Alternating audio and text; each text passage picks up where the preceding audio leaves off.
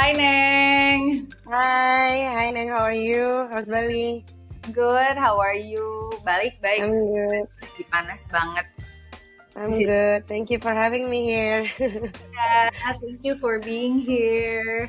Oke, jadi Career Nugget Podcast ini sebenarnya adalah memang kita sengaja ngundang accomplished individuals untuk sharing tentang career nuggets. Jadi apapun related sama professional life-nya dia, atau mungkin ada kayak lesson learn yang not necessarily about career specifically, tapi juga masih ada hubungannya gitu kan, sedikit-sedikit kan biasanya karena we spend so much time in at work.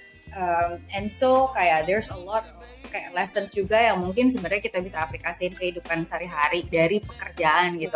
Saya nggak sih ada realization kayak gitu yang kayak masalah di kantor terus kayak ini sebenarnya bisa apply juga di hidup gue yang lain gitu. Sering banget vice versa malah. Kalau kadang-kadang masalah mengurai benang kusut di kehidupan, terus kayak caranya tuh mungkin step by stepnya tuh lumayan mirip sama apa yang gue kerjain di kantor. At least ada frameworknya, ada approach tertentunya yang bisa kita tarik lah between the work and professional gitu. Iya. Professional and personal. Work and professional keduanya kerja mulu nih kayaknya. Kerja mulu.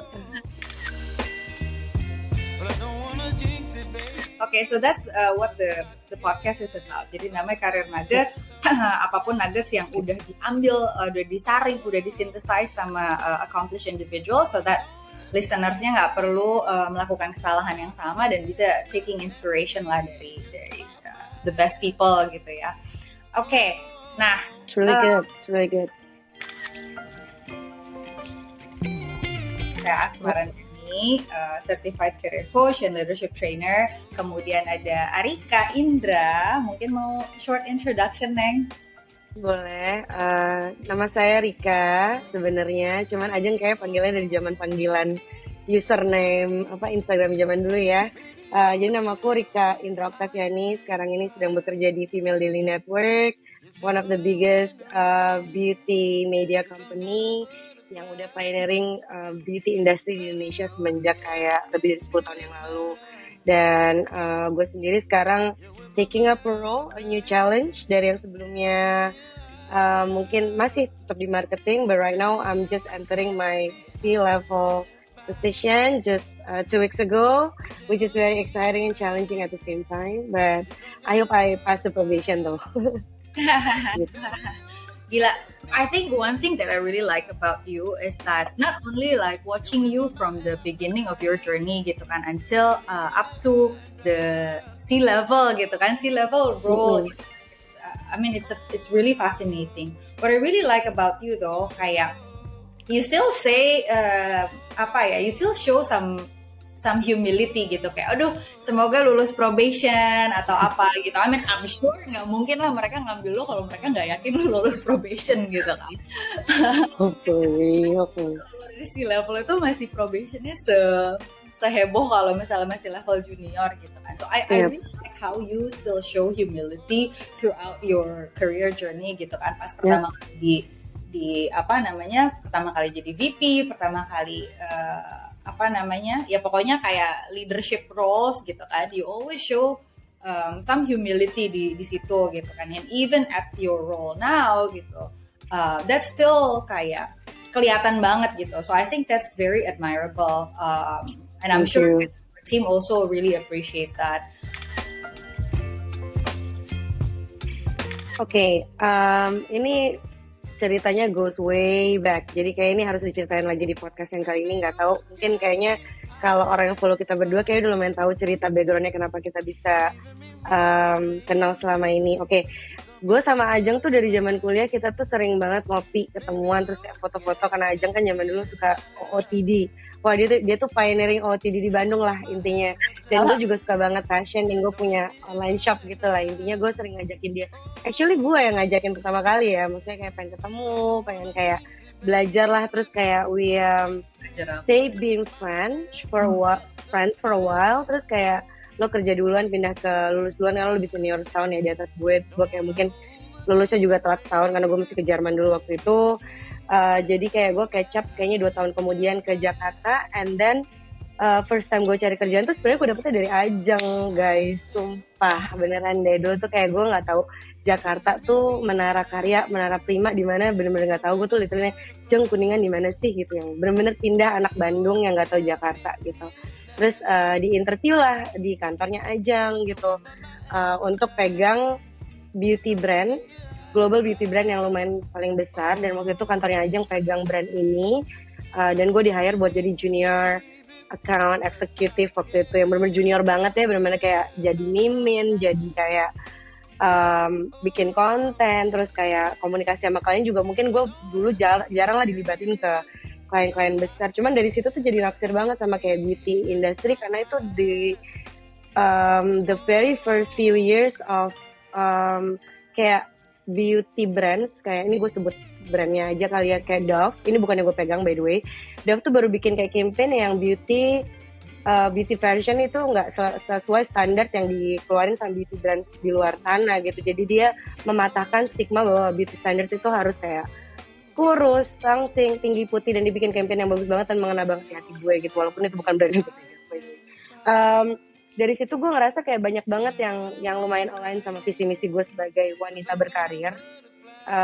Jadi gue lumayan kayak ngerasa messaging dan vision dan mission yang gue punya secara personal tuh bisa gue sampaikan melalui campaign-campaign yang bersinggungan atau beririsan dengan beauty industry. Nah itu yang bikin gue kayak kenapa dari dulu pengen banget. Cuman sebelum gue masuk Female Daily, detournya tuh panjang banget. Dari dulu pegang L'Oreal, terus kayak harus masuk ke beberapa company, menunggu segitu lamanya untuk akhirnya berjodoh di Female Daily. So itu sih sebenarnya alasannya kenapa gue tertarik sama beauty industry. Nah, karena gue juga avid user ya, obviously gitu, the products. I see. Nah buat teman-teman yang belum tahu, perjalanannya Rika ini lumayan panjang. Jadi dari pas awal di advertising, right, advertising agency, kemudian abis itu pindah ke Gojek ya Neng ya? Gojek, langsung Gojek. Gojek, abis Gojek Bukalapak, right? Yes. Gojek, Bukalapak, kemudian dari Bukalapak panjang lah sampai panjang lah sampai akhirnya di sini. Panjang sampai akhirnya ada di sini. Tapi always been in digital companies ya Neng?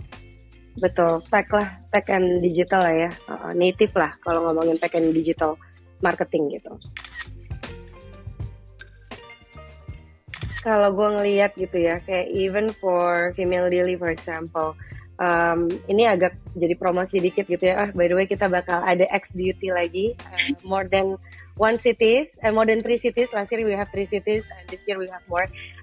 Gue ngeliat kayak dari sisi growth, especially for local beauty brands gitu sekarang kan, growth-nya gila-gilaan banget. Banyak banget produk yang udah bisa berkompetisi sama global brands di luar sana gitu. Dari sisi quality, terus kayak dari sisi branding, packaging, terus kayak pricing point-nya juga jauh lebih affordable dari zaman dulu ya. Mungkin kayak 10 tahun yang lalu pilihan-pilihan kayak skincare yang kita, atau kayak beauty products yang kita punya tuh very very limited karena banyak kan dari produk luar. Nah sekarang ini kan di Indonesia banyak banget local beauty product yang keluarin, nggak cuman kayak nggak cuman apa yang kita butuh, tapi benar-benar tahu gitu kayak, oh kalau yang lebih younger target audience-nya butuhnya tuh seperti apa sih formulasinya, dan lebih bisa diadapt ke kulit orang Indonesia instead of kayak oke kita ngikutin tren yang di luar gitu. Dan itu yang menurut gue menarik.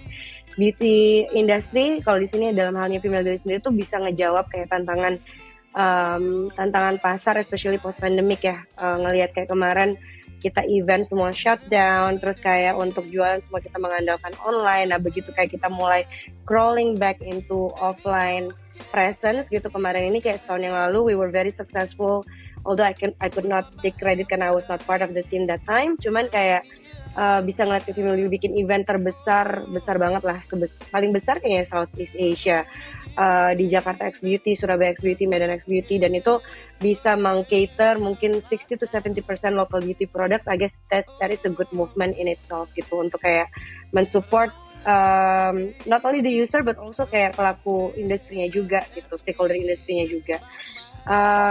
Kalau ngomongin kayak ke depannya, mungkin balik yang tadi sempat gue omongin gitu, gue tuh orangnya branding banget ya, gue tuh suka banget bikin branding bikin cerita, dan dari kayak 11 tahun karir gue ngeliat kayak approach yang paling tepat untuk mendekatkan diri secara kita tuh brand ke user adalah storytelling. Dan itu mungkin pada dasarnya gue suka hal-hal yang kayak humbling down, terus kayak gimana caranya sih kita ngedeketin orang tuh nggak yang ada wall gitu ya. Nah gue tuh selalu kayak berusaha di semua company yang gue pegang, brand yang gue pegang, approach-nya tuh harus bener-bener, I'm not saying personal in a sense, but also kayak felt very personal to you, harus ada misi yang jelas banget gitu. Nah kalau dari Female Daily sendiri, gue sebagai CMO juga, gue pengen kayak ada 3 aspek yang pengen gue jalanin, yang mungkin udah dijalanin sama kayak Female Daily sebelumnya, kayak sustainability effort, terus kayak kindness ini kayak bisa berarti love to yourself and love others, ya self love gitulah ya. Terus kayak how all this kayak can create and recharge, basically recharge your energy to create an impact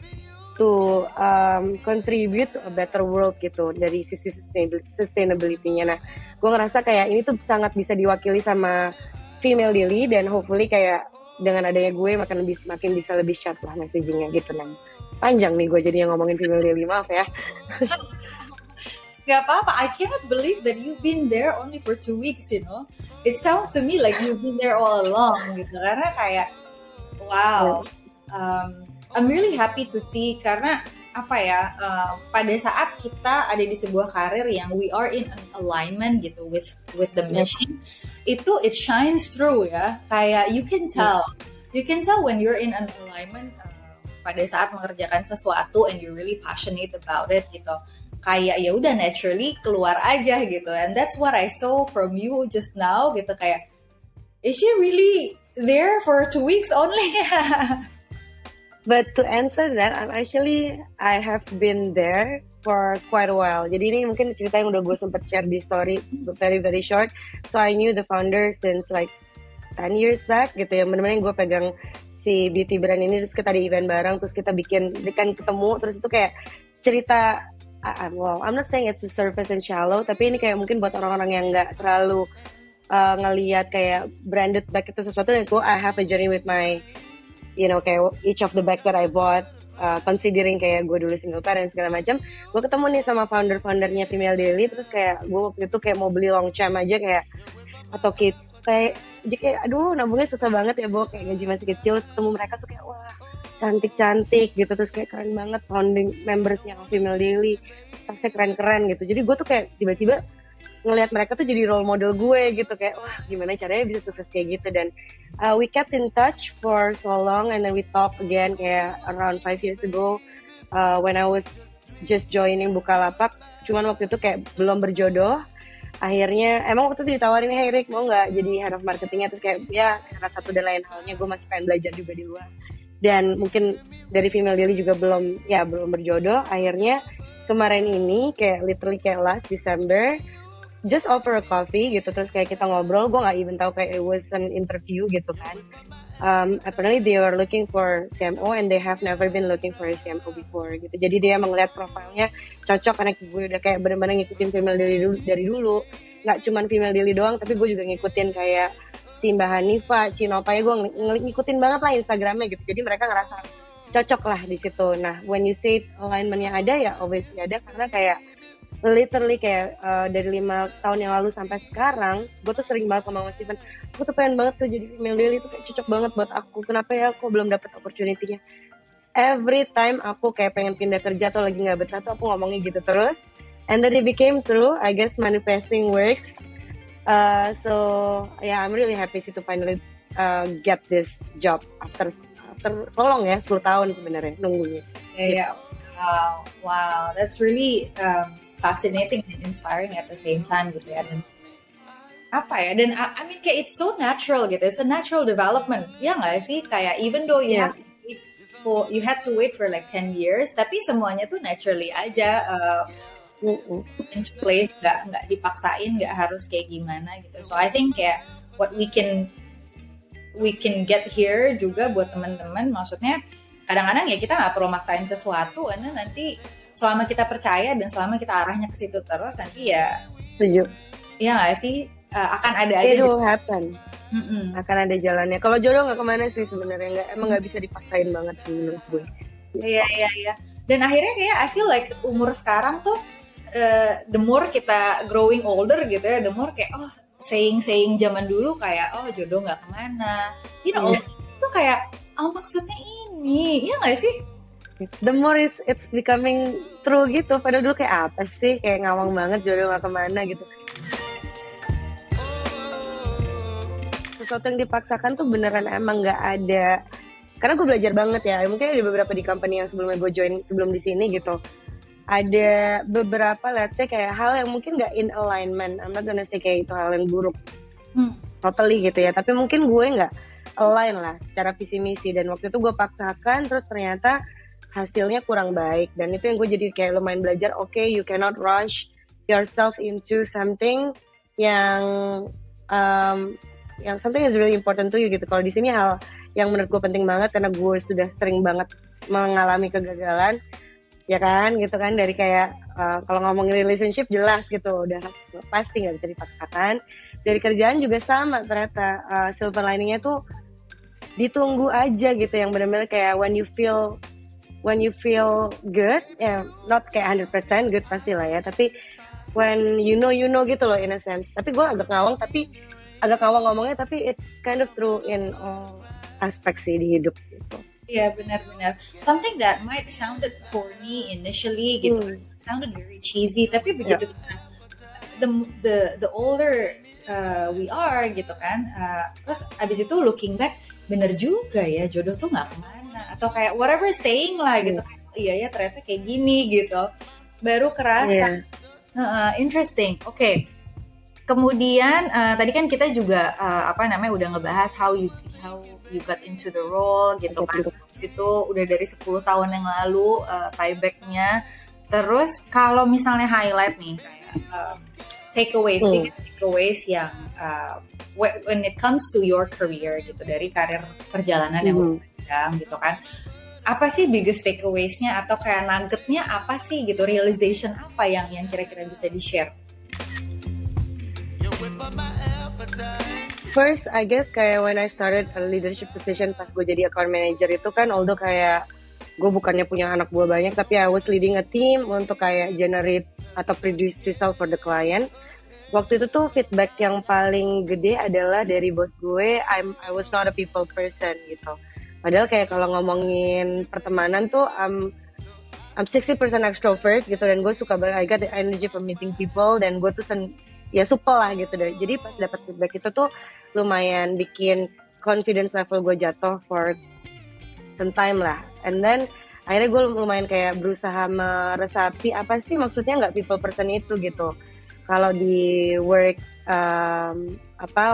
environment tuh seperti apa sih harusnya jadi people person itu, yang bisa dilihat bisa approachable segala macam. Terus gue dari sana tuh mulai melihat kayak berusaha mengumpulkan role model yang bukan cuman kayak the likes of Steve Jobs atau the likes of kayak Sheryl Sandberg.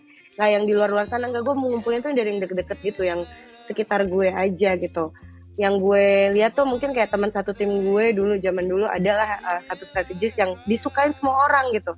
Kerjanya benar, kerjanya cepat. Dia disukai semua orang karena dia approachable. Nah, itu gue kayak ambil satu. Approachable-nya tuh dalam hal pekerjaan tuh dia bisa ngomong enak, deadline-nya walaupun mepet, dia bisa approach tim kreatif tuh lebih kayak lebih enak gitu dibanding ini deadline-nya minggu depan ya. Dia bisa kayak bawain martabak, terus sorry ya deadline-nya ini segala macam. Nah, itu kayak contoh kecil aja. Nah, ternyata dari situ learning-nya, biggest learning-nya kepake sampai sekarang, Neng. If you realize gitu, dari kayak karir gue yang when I was become a VP the first time, and then kayak last become a VP tuh Desember kemarin, berarti itu takes about like 8 years leading a full team gitu kan. Yang gue ngerasa kayak beneficial banget buat gue adalah becoming a real kayak leader yang benar-benar dengerin dan bisa di approach. Sampai kayak kemarin tuh julukan gue tuh dibilangnya kayak bos paling chill lah, paling kayak nggak galak. Itu gue juga kaget ya, padahal dulu kan gue galak banget ya, kayak ke klien aja gue galak gitu. Cuman akhirnya gue ketemu formulasinya gitu loh. Akhirnya gue ngeliat ada 2 formulasi yang kayak lumayan penting. Satu, you can stay very professional, you can kayak put a really strong boundaries gitu between a professional and personal very very clearly. by always tracking your performance sama timnya gitu kan.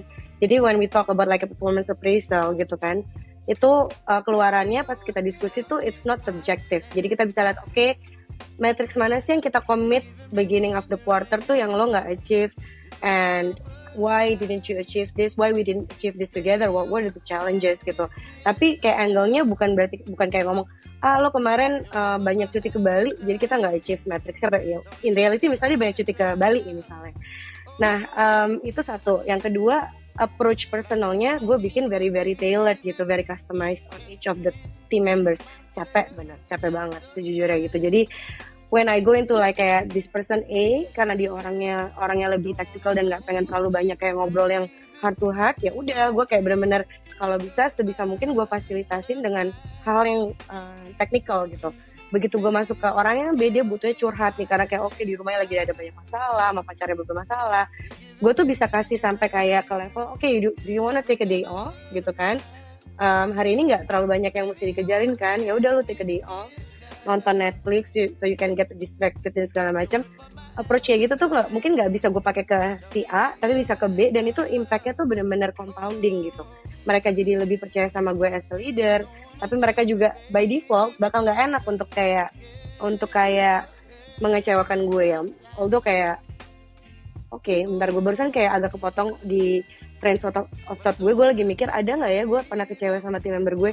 Jawabannya enggak gitu. In the past almost 3 years hampir nggak ada, dan mungkin kayak formulasi ini tuh cukup tepat ya, karena kayak sebelum gue hire mereka juga gue udah ngeliat kayak potensinya at least kayak dia bisa di grow, dan I always hire people who are smarter than me anyways gitu. Jadi kayak sebenarnya berjalan nih keduanya. Nah pendekatan secara personal itu yang gue ngerasa kayak in the long run tuh kepake banget gitu, dan itu juga buat gue achievement yang lumayan paling besar dari yang dikiranya dulu nggak people person, dan sekarang kayak ya bisa jadi leader yang benar-benar bisa dianggap sebagai teman gitu. Kalau di e-commerce kan katanya we are not family gitu, tapi kayak gue lumayan agak pengen mematahkan itu karena kayak gue keluar dari Bukalapak, gue keluar dari Lemudi, kok gue temenan sih sama tim-tim gue kayak aman-aman aja, kita nggak pernah ada yang gimana-gimana gitu ya.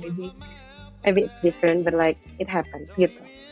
Itu biggest learningnya berarti ya being people person dan approach-nya personalized customer. I see. I totally agree with you. I think kayak that's also something yang namanya I learned from you sebenarnya. Karena I was very performance driven, I was very transactional, like and I learned from you. I already told you kan. We were built that way kan. Leader kita kan sama kan during our early years of career. Pasti kan kita juga kayak wah numbers gitu. At the end of the day. Yeah, that's very nice. Okay, jadi the biggest takeaway dari career journey-nya Rika adalah pada saat kita ingin memimpin tim, kita harus menggunakan pendekatan yang memang personal gitu ya. Yeah. And sustainable relationship is better daripada kayak transactional relationship, intinya gitu ya. Yes, that's a good takeaway.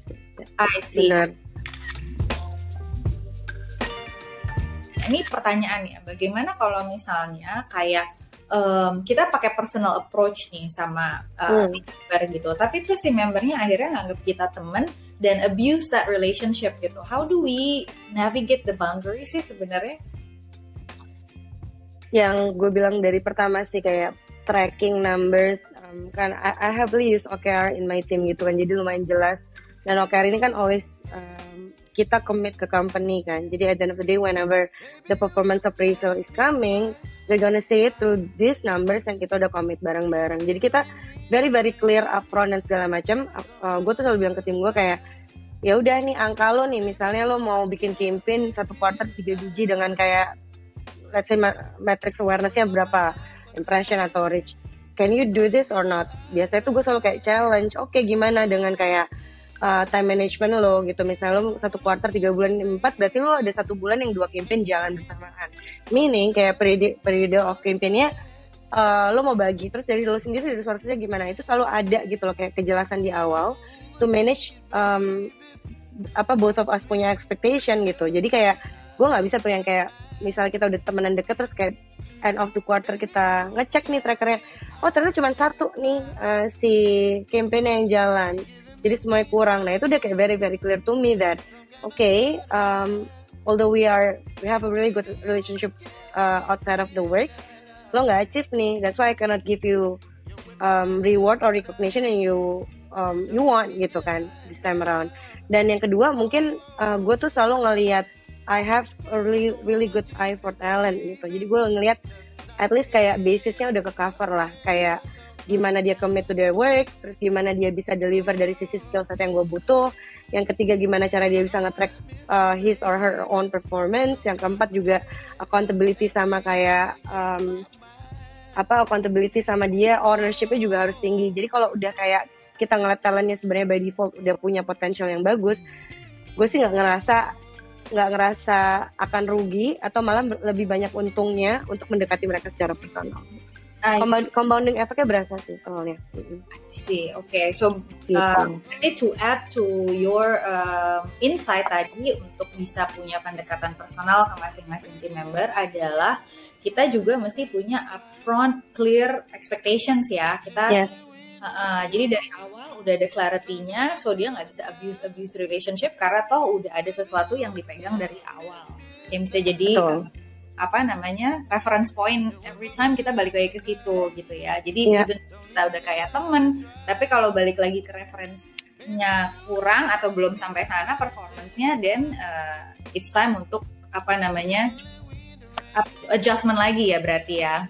Yes. I see. Okay. Betul.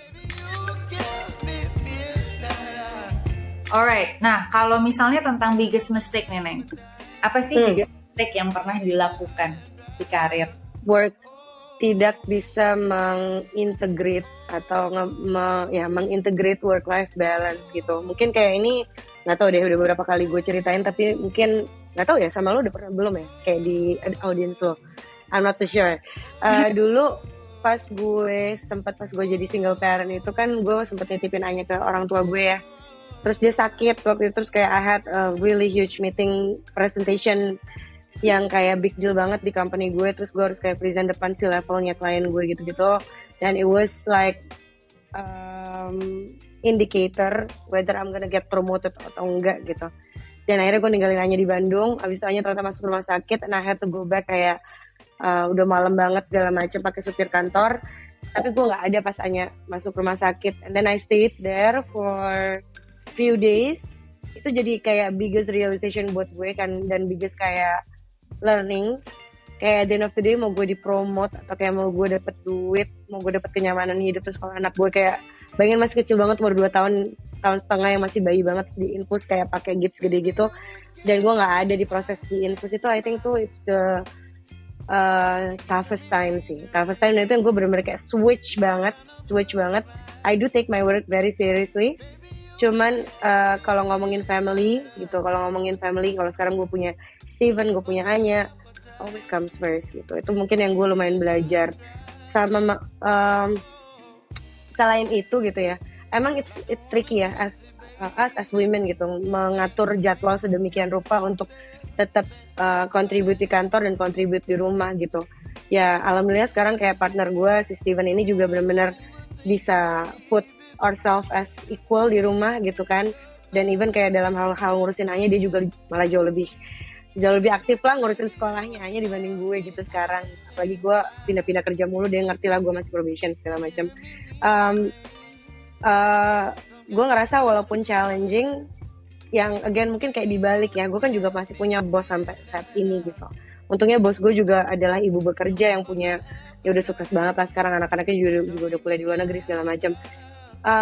Being transparent itu penting banget sih. Kalau gue ngerasa kayak hari ini, Anya gue harus jemput Anya atau Anya sakit, walaupun itu ada meeting penting, gue akan setransparan itu bilang ke Mbak Hani, Mbak, walaupun ini penting gue nggak bisa, gue harus jagain Anya. Nah itu yang menurut gue kayak kalau nggak tahu ini case-nya jadi kayak very spesifik ya, karena jadi kayak ibu bekerja ya, tapi mungkin bisa di apply ke kita semua gitu, ke orang-orang yang mungkin baru mulai bekerja juga gitu. At the end of the day kayak being transparent to your boss is really important whenever you have anything urgent regarding your family or health gitu kan, karena health and family it's on top of work kalau menurut gue, above work lah intinya. Cuman kayak kalau lu punya kayak relationship yang bagus sama bos lu dan memang kayak lu bisa membuktikan bahwa 1 hari atau 3 hari lo izin ini tidak akan mempengaruhi kinerja lo, I think itu lumayan penting juga ya Neng menurut gue. Dan itu I didn't have it before pas gue lagi kenceng-kencengnya ngejar karir gitu sih.